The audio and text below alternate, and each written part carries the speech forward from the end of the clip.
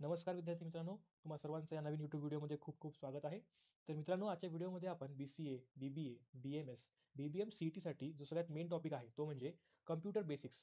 तर या टॉपिकचे काही मोस्ट एक्सपेक्टेड MCQs पाहणार आहोत आणि या क्वेश्चन्सचे एक्झाममध्ये यायचे चान्सेस खूप आहेत. तर तुम्ही हा व्हिडिओ शेवटपर्यंत नक्की बघा, जेणेकरून तुम्हाला याचा खूप फायदा होईल. आणि हा व्हिडिओ जर तुम्हाला आवडला असेल तर व्हिडिओला लाईक करा, शेअर करा आणि सबस्क्राईब करा. तर चला मित्रांनो, लगेच आपण क्वेश्चन्सकडे वळूया. तर पहिला क्वेश्चन आहे, which of the following Excel charts represent only one value for each variable. तर ऑप्शन्स आहेत फंक्शन, लाईन, पाय, बार आणि नन ऑफ दिस. तर मित्रांनो, याचा करेक्ट आन्सर असेल option C, pie. So pie has only one value for each variable in Excel charts. Next question, to see the document before print out is taken we use. तर options आहेत insert table, paste, format painter, cut आणि print preview. तर मित्रांनो, या क्वेश्चनचा correct answer असेल print preview. तर जर तुम्ही कोणत्याही डॉक्युमेंटमध्ये जाऊन कंट्रोल प्लस पी दाबाल ना, कंट्रोल प्लस पी, तर प्रिंट प्रिव्ह्यू ओपन होईल. तिथे तुम्ही प्रिंट करण्याच्या अगोदर तुम्ही तुमचे सगळे सेटिंग्स तिथे करू शकता, की तुम्हाला कोणत्या पेजपासून कोणतं पेज प्रिंट करायचं आहे, किंवा तुम्हाला बॅक टू बॅक पाहिजे, किंवा तुम्हाला प्रत्येक पेजवरती वन प्रिंट पाहिजे.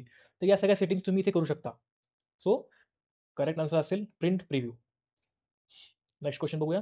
ALU works on the instruction and data held in. Options आहेत notebook, registers, copypad, input output devices आणि नन ऑफ दिस. तर मित्रांनो, इथं करेक्ट आन्सर असेल रजिस्टर्स. तर ALU साठी जो कोणता डेटा लागतो आपल्याला किंवा इन्स्ट्रक्शन्स लागतात ते या रजिस्टरमध्ये सेव्ह असतात आणि त्याच्यानुसार ALU वर्क करतं. Next question, to move data from one part of the document to the another following is used. Option आहेत cut and paste, copy and paste, cut and delete, copy and undo, cut and insert. तर correct answer असेल cut and paste.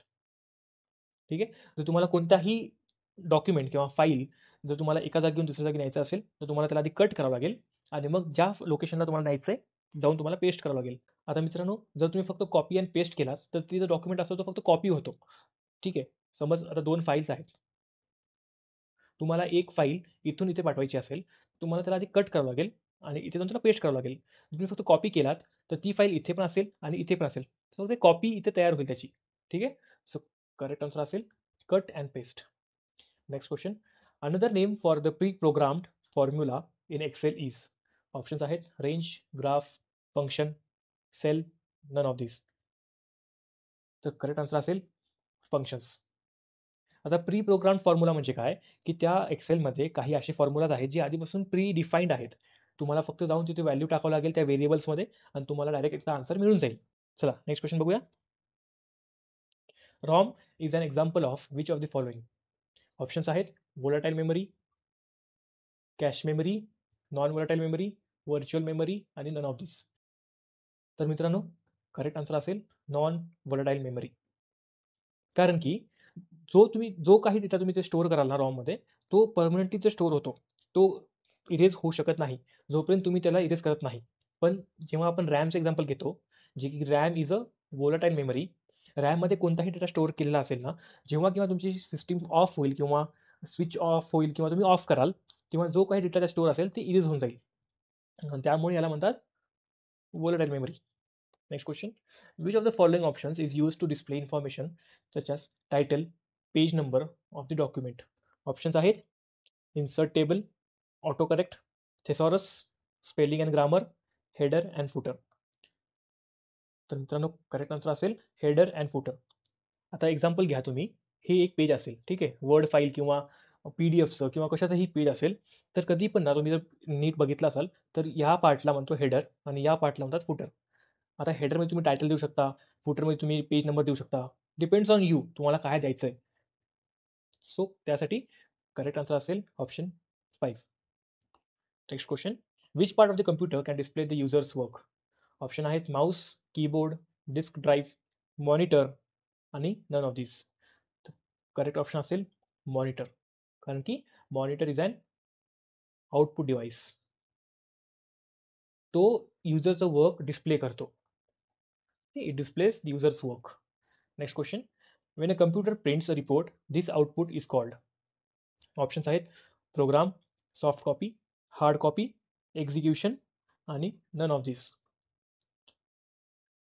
आता जर तुम्ही कोणते PDF किंवा report तुम्ही जर सेव्ह केला असाल आणि तुम्ही त्याला कोणाला सेंड केला असाल, त्याला आपण म्हणतो सॉफ्ट कॉपी.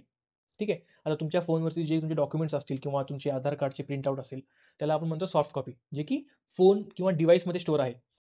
ते त्याच जागी जर कोणत्या कॉम्प्युटरने एक रिपोर्ट प्रिंट केला असेल, तर त्या प्रिंटला आपण एक हार्ड कॉपी म्हणतो. म्हणून करेक्ट आन्सर असेल option C, hard copy. Next question. A register that keeps track of the next instruction to be executed is called a. Options आहेत data register, instruction register, action register, program counter आणि accumulator. तर करेक्ट option असेल program counter. तर program काउंटरमध्ये जो काही next instruction असेल त्याचा ॲड्रेस स्टोअर असतो. ठीक आहे. आता ALU असेल किंवा CPU असेल, त्यांनी एक इन्स्ट्रक्शन रन केली, तर नेक्स्ट इन्स्ट्रक्शन कोणती रन करायची आणि त्यासाठी डेटा कुठून घ्यायचा, या सगळ्या गोष्टी इथे असतात आणि हे त्याला सांगतं. तर मित्रांनो, हा व्हिडिओ आपण इथेच थांबूया. मी असेच अजून व्हिडिओ खूप आणत जाईल. तुम्हाला काही डाऊट असतील किंवा तुम्हाला काही गरज असेल कोणत्या टॉपिकची, तर मला नक्की कमेंट करा. मी त्याच्यावरती व्हिडिओ नक्की बनवेल आणि असंच तुम्ही व्हिडिओ पाहत जा. तुमची प्रॅक्टिस पण खूप होईल आणि तुम्हाला चांगले मार्क पडतील. So let's stop the video. Stay tune for my next video. Thank you.